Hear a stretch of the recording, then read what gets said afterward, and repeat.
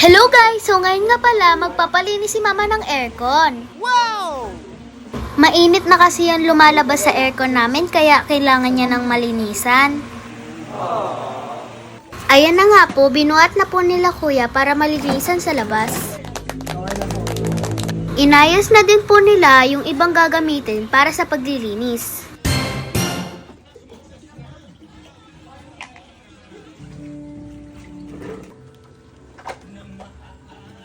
Si Sir mukhang mahilig sa halaman, naisipan pang magdilig. Charis!